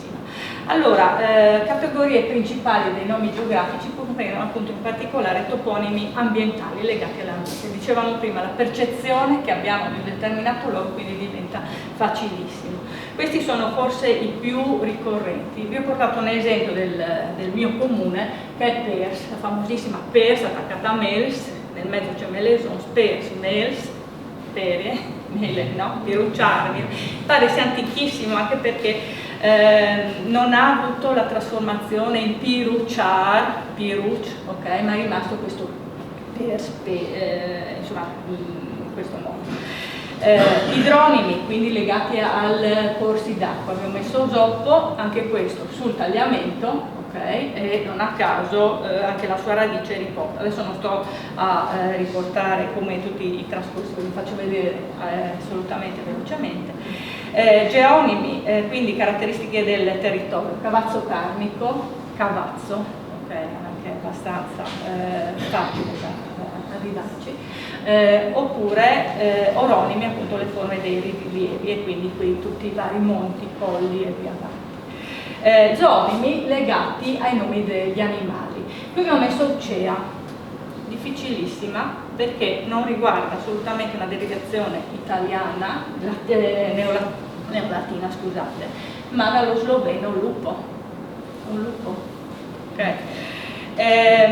Abbiamo toponimi onomastici, quindi legati al nome di persone. Lei parlava prima di Rosa, no? Ok, anche qui, quale delle due è giusta, è corretta? L'esempio che vi porto io, Carlino. Carlino, no, assolutamente legato a qualcuno che si chiamava Carlo, Carlus, insomma Carolus. Toponimi etnici, quando abbiamo dei gruppi più consistenti, non il singolo, ma dei gruppi di popolazioni che si sono spostati, storicamente significativi. Uno degli esempi più celebri in Friuli è appunto Romans, ok? Angiotoponimi legati, questi, a qualcosa di sacro, qualche evento religioso, quindi la sacralità che investe il territorio.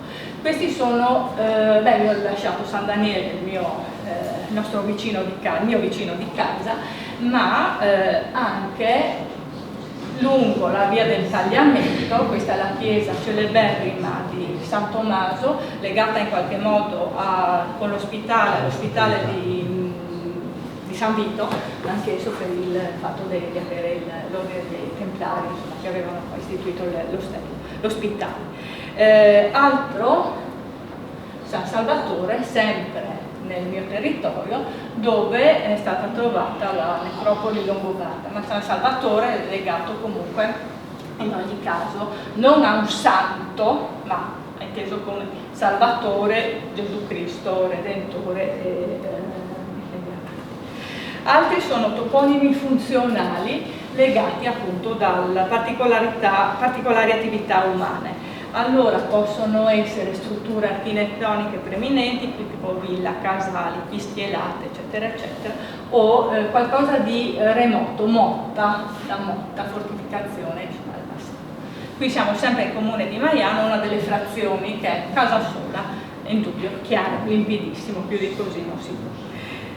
Attività manifatturiere, eccole qua, quindi molini, forni, eccetera, eccetera. Qui siamo forni di sopra per i mulini, per i forni legati pare alla cottonera del pane, a differenza di quanto avviene a forni a Voltri, invece dove i forni erano legati soprattutto come a officina del fabbro. Non a caso uno dei cognomi più frequenti, mi fa pensare, di forni a Voltri è proprio del fabbro o Ferrari, e quindi legato appunto anche a questa lavorazione.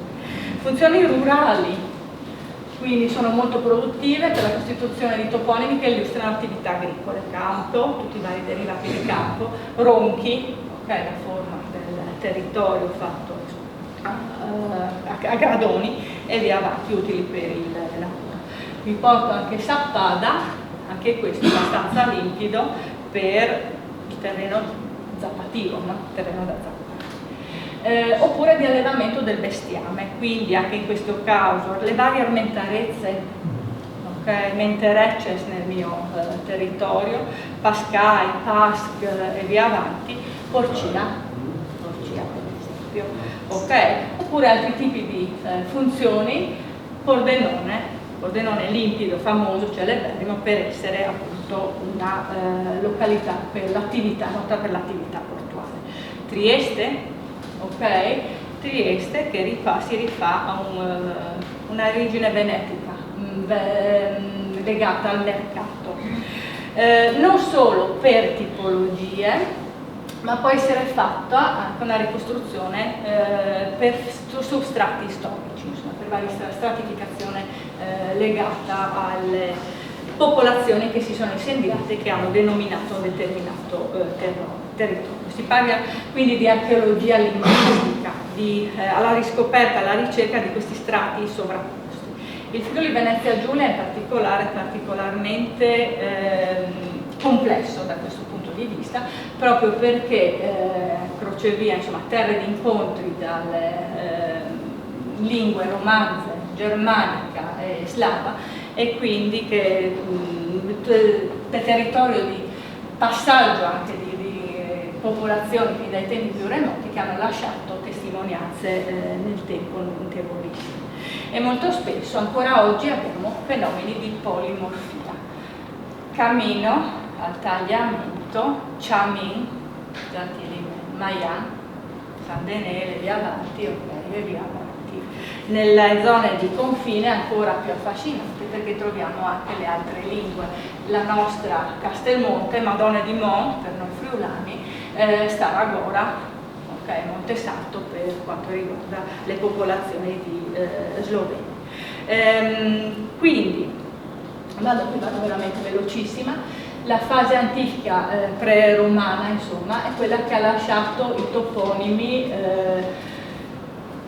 legati ai luoghi più fissi, diciamo, quelli che non si possono modificare, quindi oronimi e idronimi, ok?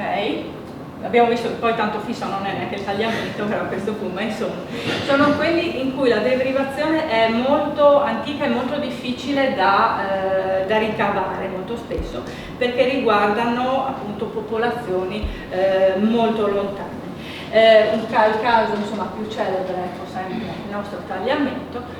Che significato ha? Non è facile, anche questo è uno dei luoghi con un nome oscuro perché ha diverse interpretazioni. Desinam parlava appunto anche di un tagliare, ok? La versione insomma, più affascinante, più bella è quella del fiume legato ai tigli, al tiglio, no? Al tigliamento. Idem per quanto riguarda, adesso vado molto veloce, tutti i vari fiumi della nostra regione, dall'Isonzo al Natisone, alla Torre, al Varmo, ok? Anche questo, sempre però, scusate, torno con il Varmo, riguardo sempre l'acqua, una lingua prelatina che riporta all'acqua, oppure per alcuni anche riporta al prato. Il Corno, ok, che ci accomuna perché abbiamo lo stesso torrente, insomma, nel stesso territorio, in questo caso però non ha una radice che porta all'acqua in sé per sé, quanto alla forma, all'ansa può fare nel suo percorso. Altro esempio di luoghi con nomi di origine sconosciuta dato da Udine, anche Udine parlava del colle, qualcuno la fa riferire a Odino, ok? Qualcuno alla forma udiacca, frau della mammella, qualcuno secondo le teorie insomma, di Desinan in particolare, Ud può riportare all'acqua anche in questo caso. Altra insomma, popolazione che è passata dai nostri territori sono i Carni o Gallo-Celti, insomma, che in questo caso hanno lasciato sicuramente il nome Carnia, sicuramente, indubbiamente, ma anche alcune parole che usiamo quotidianamente, insomma, Vattenbreide, Vattenbroili, Vattenbar, le grave, ok? E via avanti. Nel momento in cui arrivano comunque i romani, abbiamo la grande presenza, insomma la grande denominazione dei luoghi, soprattutto nella nostra regione. Allora, vado velocissima, antropotoponimi. Sono i nomi che sono derivati dai nomi di persone. Passava prima di Riccardo il suo nome, per favore, del suo paese, Ligugnano, non confondere con Lugugnana. Ok, ha parlato di un prediale e quindi appunto antropotoponimi principali sono proprio i prediali, quelli che troviamo legati alla centuriazione, Maiano, il suffisso che terminale, insomma, ci dice che abbiamo sicuramente, indubbiamente, una presenza romana. Questo è il mio paese prima del sisma del 76, riconoscibile oggi. Dietro vedete il tagliamento in alto, anche in questo caso con il monte di Osopo. Allora, non solo Maiano, ok? Si fa derivare da un Maius, Emilius forse, a Emilius non è ben chiaro, non solo Maiano ma anche Susanus, ok? Anche in questo caso il castello che domina il mio comune si fa risalire in una forma plurale, d'accordo? Sempre idem, allo stesso modo, credo lo sappiate tutti, insomma notorio, i nomi che terminano in acco, icco, eccetera, eccetera. In questo caso fanno pensare a una presenza, insomma un'influenza data da popolazioni già stanziate di tipo celtica che hanno dato questa derivazione. Hanno messo Pagnacco, Caporiacco, Tavagnacco, eccetera, eccetera. Nel mio paese troviamo Tiberiacco, che è una delle frazioni, appunto si trovano lungo la strada. Ok, Precenicco, nella zona della qua vicino abbiamo Bugnins, che si dice che è legato da un certo Bucconius. Esatto, e può tornare il discorso che abbiamo fatto per Susansk, la forma plurale in qualche modo, no? Nella zona del Pordenonese, Acco, Icco diventano Igo, Maniago, Colcenigo, Friuli, ok, grazie ai romani, alla dominazione romana.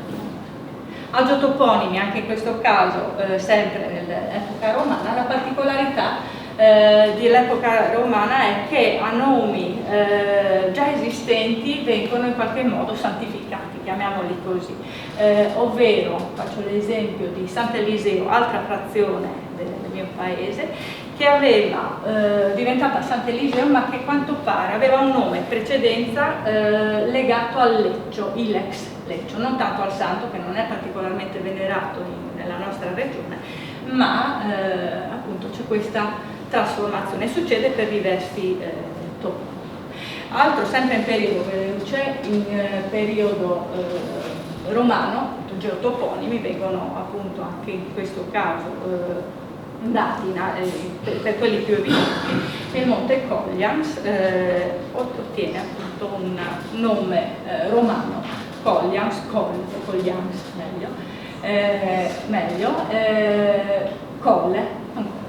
d'accordo, ovviamente. Fitotoponimi, sempre, anche in questo caso, in età romana, Paolaro è un esempio loro dei piatti. Agrotoponimi sono i nomi dei luoghi che si riferiscono all'agricoltura e alla vita rurale. Questa è la Bibbia per chi studia appunto gli agrotoponimi, fatta dal professor Desina, e qui ne troviamo di tutto di più.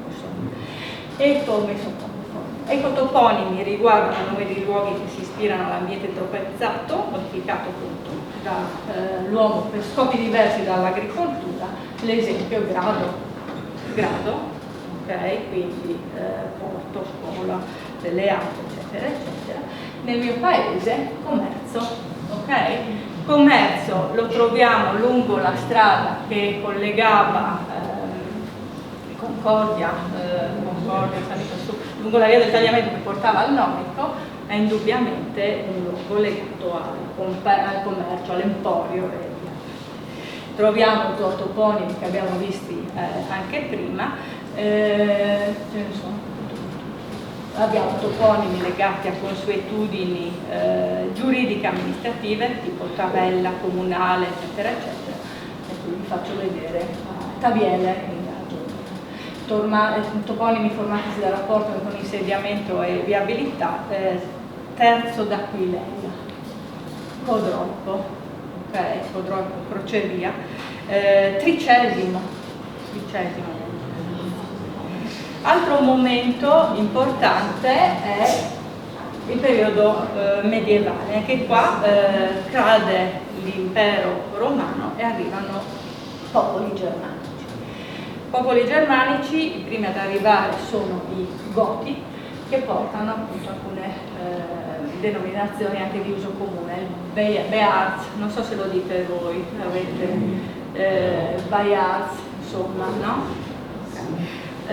Bearz, non è Bearz più che altro, no? Che poi si distingue da un terreno insomma più piccolo, un po' più grande dell'orto, un po' più piccolo del campo in qualche modo, ma lascia Govia forse e Godo a Gemona, nella frazione di Gemona. Vivono i Longobardi, 568, e Cividale. Okay, Cividale appunto trasforma il suo nome, diventa la Civitas, dando poi il nome al Friuli, portano le braide, le roste e si mettono, insomma, si dispongono in diversi luoghi e nel mio paese lasciano il toponimo di Farla, ok? Una delle frazioni che deriva appunto dalla stirpe, famiglia, insomma, dalla Fara longobarda. Dopo i Longobardi, insomma, arriva il patriarcato di Aquilea, gli storici mi perdoneranno per questa approssimazione vergognosa, ma arrivano appunto tra il X e XIII secolo alcuni patriarchi tedeschi che fondano alcune città, alcune località. La più celebre indubbiamente Spilimbergo e Strassoldo, okay, che riportano questi altra cosa che fanno i patriarchi, chiedo scusa, è quella di ripopolare le zone, queste, le vostre, quelle della strada alta, portando, dopo il disastro fatto dagli Ulgari, portando delle altre popolazioni che, oltre di tipo slauchi, oltre a denominare le zone, insomma, lungo il confine con la Slovenia, Bovizza, eccetera, eccetera, portano Gorizia, d'accordo, questi, Belgrado, l'avete citati prima, Berchiolo, Gonas, Goricizza, Gradisca, Gradiscuta, Lestizza, Pasianska, Donescola, vicino a Basigliano, San Mardenca, Sclaunico, eccetera, eccetera, di cui ne sapete meglio di me, no? Pellegrini, anche durante il periodo medievale, e abbiamo menzionato prima l'ospedale di San Tommaso, l'ospedale di San Vito, ma a Gemona abbiamo ospedale. Non c'è nessuna traccia di alcun ospitale, però il toponimo ci fa riferire sicuramente qualcosa c'è stato. Vado veloce, eccolo qua, Repubblica di Venezia, che cosa fa? Disbosca soprattutto in montagna, però porta certo la cartografia, però ci porta anche Panno. Nel corso faccio un salto, del 800 abbiamo una denominazione ulteriore, abbiamo soprattutto appunto nei microtoponimi la necessità di chiamarli, di denominarli, anche perché si comincia ad avere un catasto e si comincia a avere anche maggiore attenzione per la odonomastica, i nomi delle vie, i nomi delle piazze. Cambiano, si mutano anche, questa è qua, Maiano, piazza Umberto I, legata ai Savoni, che non c'entravano nulla fino al 1866, si comincia a cambiare per radicare il più possibile alla nuova nazione. Novecento, abbiamo diverse mutazioni che si riflettono anche nella toponomastica. In Friuli appunto abbiamo avuto un abbandono dell'agricoltura, un abbandono dell'allevamento, un abbandono della popolazione, va verso l'industria, lascia la campagna e quindi non ha più bisogno di questo riferimento anche toponomastico per dire vado nella braida di, ok? Abbiamo cancellato le forme in lingua marilenghe, in lingua friulana, e quindi compaiono sempre più le forme in italiano che nascondono, modificano, in qualche modo celano il vero significato, e abbiamo avuto appunto ulteriori denominazioni, anche perché abbiamo avuto nuove costruzioni, nuove realizzazioni. Faccio l'esempio, Tor Viscosa, ok? Faccio l'esempio, il terremoto che ha spiazzato completamente, almeno la mia zona, insomma la zona dell'Alto Friuli. Questa era Osoppo, dove non c'era più nulla, e quindi è stato necessario poi ricostruire, ma anche ridenominare in qualche modo, recuperando i nomi vecchi o mettendone di nuovi, anche perché poi le strade si sono modificate. L'economia fa cambiare. Zau, okay, che fino a qualche tempo fa non c'era da me, nella mia zona c'è il Ciba, okay. Terminal Nord, ma anche il turismo in qualche modo, se ci pensiamo. Perché questi nomi sono tutti inventati. Bene, allora passo a Maiano. Maiano è questa. Ok, allora vi faccio notare, questo è il Friuli e questa è Maiano. È un piccolo cuore a forma di Friuli, ok, proprio nel centro della regione. Nel mio paese lo amo molto, si vede, no? Allora, dove ci troviamo? Ci troviamo qua, questa zona. Per un piccolo pezzettino bagnato dal tagliamento, lambito dal tagliamento. Siamo sulla seconda cerchia, dicevo prima, dell'anfiteatro morenico formato dal tagliamento, e quindi è un territorio che ha una grandissima varietà ambientale, se posso dire. Ha un'altitudine che si aggira intorno ai 150 metri, ha il picco più alto nel colle di Susans, che appunto fa parte della cerchia morenica, 274 metri, e una superficie di 28,28 km quadrati. Eccolo qua, di nuovo ve lo faccio vedere, lui è questo, ok? Qui c'è il colle di Susans e noi siamo proprio in questa zona. Allora, è contornato appunto dalle frazioni, questo è il capoluogo, dalle frazioni che vi ho citato prima, strada facendo, e la ricerca si è basata, che avevo fatto io appunto nel 2003, si è basata proprio sul tentativo di ricoprire il più possibile questo territorio. La ricerca che ho fatto, partita da una tesi di laurea fatta nel 2002-2003 con la professoressa Franca Battigelli, che all'epoca si è basata solamente sulla raccolta dei toponimi di fonti orali. Interviste che sono state fatte a 55 persone del mio comune di varia età, di varia appartenenza, diciamo, culturale, se vogliamo, andavano dal contadino al pescatore, al cacciatore, allo studioso, cioè, okay, qualcuno che aveva in qualche modo un rapporto privilegiato con il territorio. I primi sono stati, ve li faccio solo così per curiosità, perché sono tutti inseriti, insomma, questi testimoni. I primi sono stati contattati per conoscenza personale.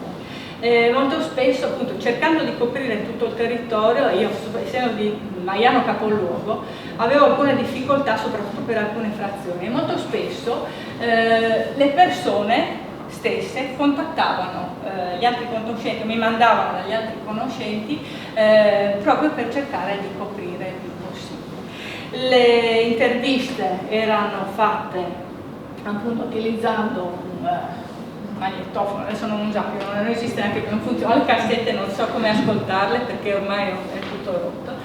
Sono andata con queste carte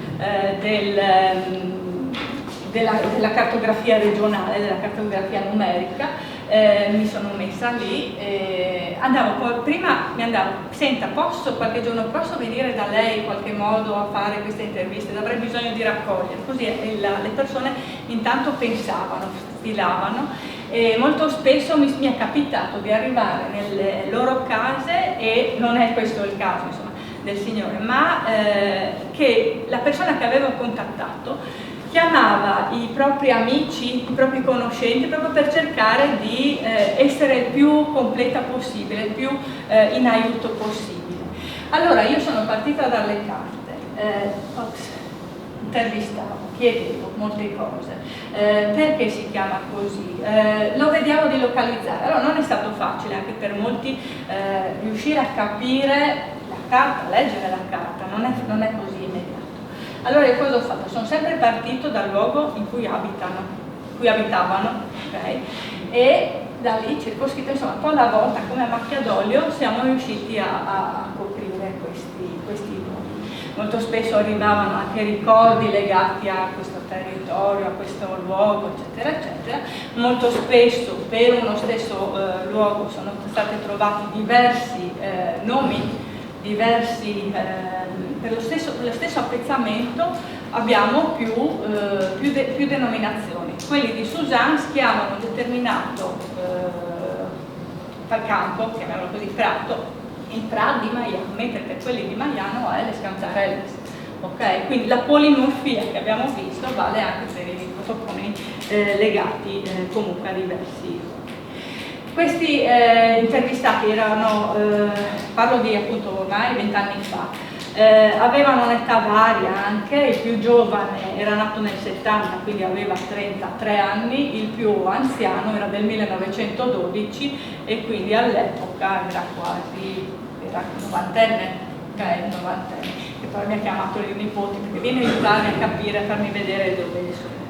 Allora la ricerca appunto ha preso avvio da questo, e quindi da questa carta numerica della regione, che è abbastanza leggibile anche da tutti, anche da non esperti, dà anche un'idea del territorio. Questi sono tutti questa è proprio quella dove abbiamo tagliamuto, no? Nella zona nord occidentale.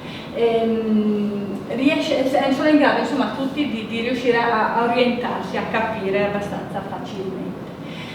Queste sono appunto tutte le mappe che ricoprono il mio territorio, per arrivare a questo quadro di senso. Qui sono messe tutte assieme. Allora, finita la ricerca, la ricognizione, scusate ma ho dovuto fare una scannerizzazione della tesi, è venuta insomma così. Allora io ho fatto questa scheda in cui ho formulato i dati insomma più rilevanti. Il nome, ok, il riferimento cartografico, ecco la differenza dal linguista, dal vero effettivo toponomasta.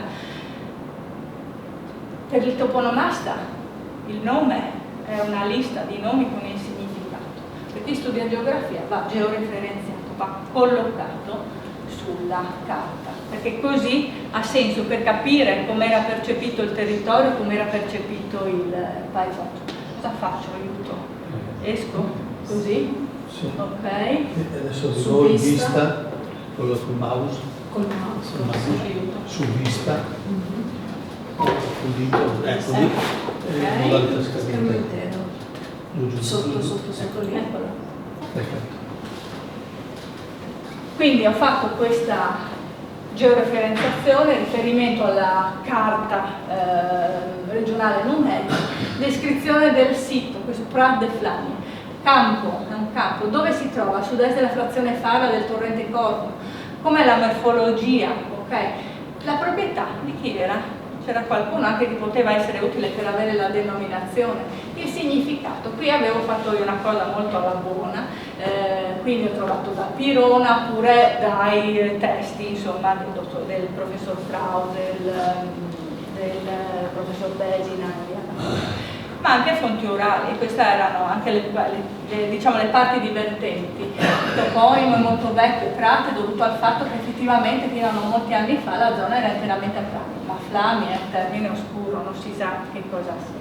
Non so, molto spesso lo abbiamo sempre sentito chiamare così, non abbiamo idea, ok?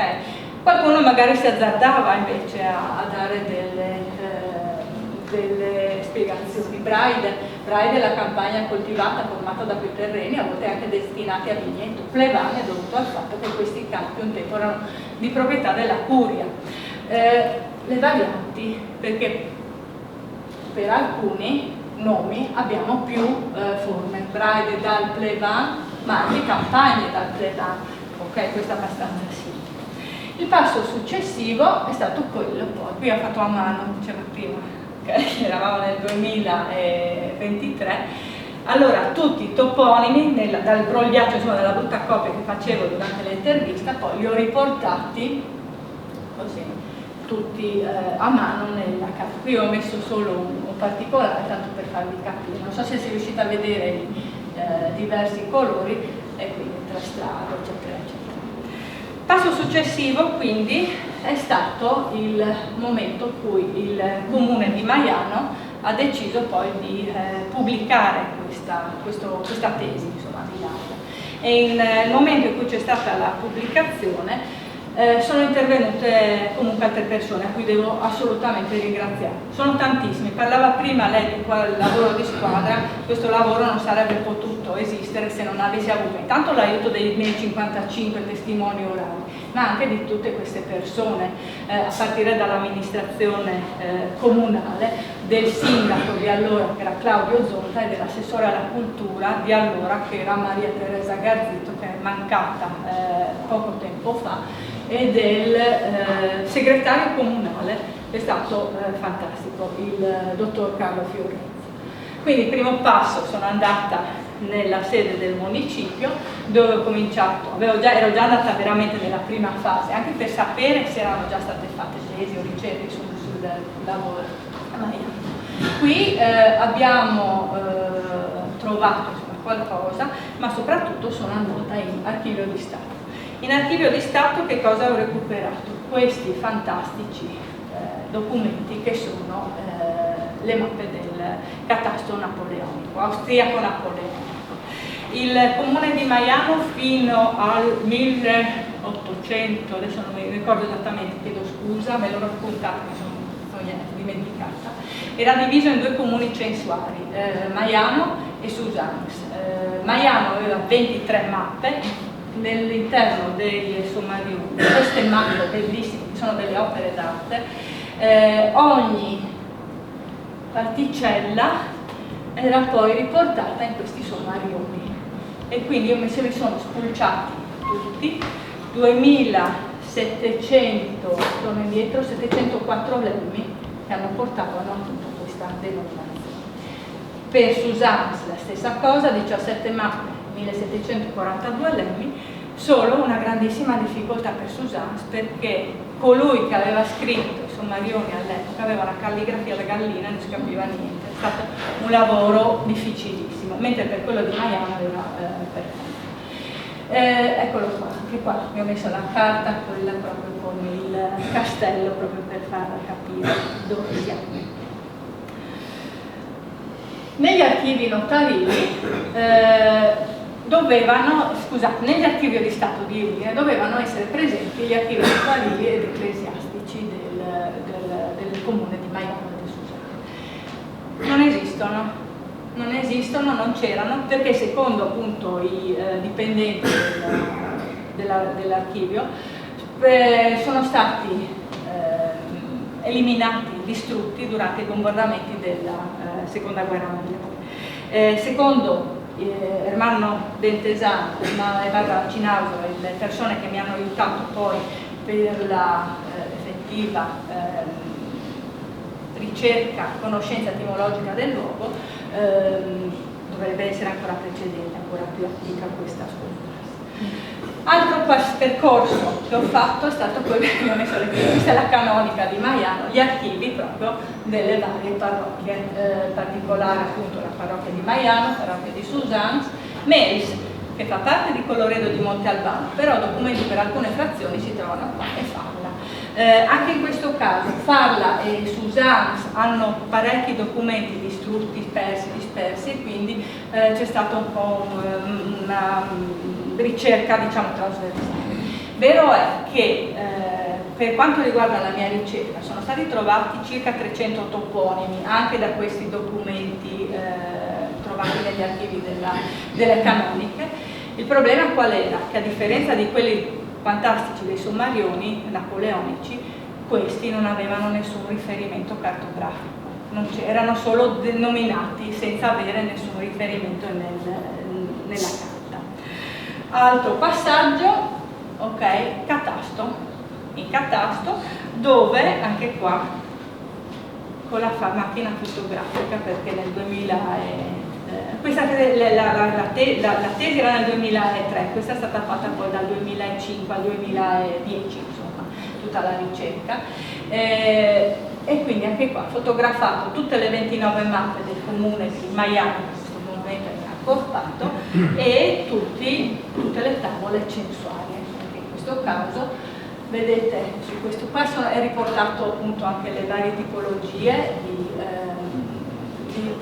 di qualità, insomma, del territorio. Qua sono i nomi: la Bae, Susenis, Polf, le Ghialie, Deveacco. Deveacco è con l'italianizzazione di un borgo che si chiama Devea, Contrada Gialia, le Ghialie, no, non è Gialia, okay? Quindi l'italianizzazione di cui si parlava prima. Altra excursus, insomma, sulla carta IGM del 57. Questa è molto povera rispetto agli altri documenti, ma insomma a completezza è stata osservata anche questa. Per quanto riguarda il mio comune di Maiano, sono ricoperta da 4 tavolette: Maiano, Buia, di Salvendevant, Pagagna e San Daniele. Questo è il risultato finale. Allora, per ciascun toponimo rinvenuto, allora è praticamente la scheda che avevo fatto per la tesi riportata, insomma, in maniera molto più ordinata. Quindi per ciascun luogo, insomma, il toponimo, riferimento cartografico, testimoni orali, descrizione del sito, ma anche da dove è stato recuperato. Era dal testimone orale o era dal catasto austriaco napoleonico? Questo era dai testimoni orali. Aspettate, nell'altro, attestazioni scritte, ecco, nuovo catasto terreni, tavola censuaria di avanti, ok? Facendo attenzione a mettere i nomi, la grafia dei nomi, in modo che si capisca quali erano da testimone e quali da documentazione, ok?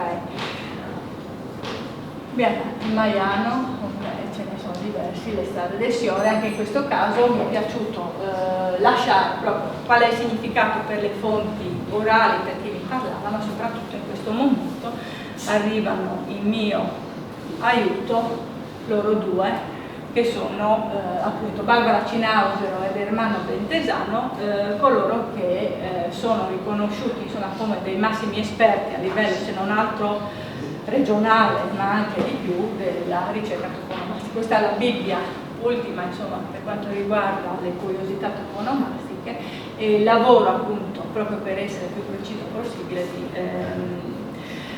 comprensione, di sviluppo dell'etimologia è stato affidato a lui.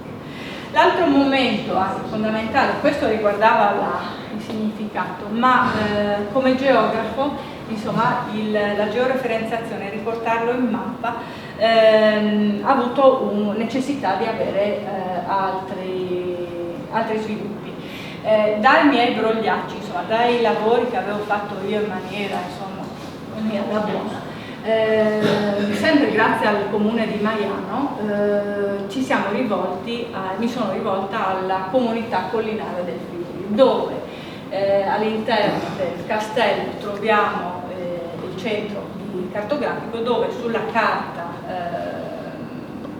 digitale della regione è stato possibile, l'ha fatto Giulio Del Fabbro, è stato possibile riportare su una carta computerizzata tutti i lavori.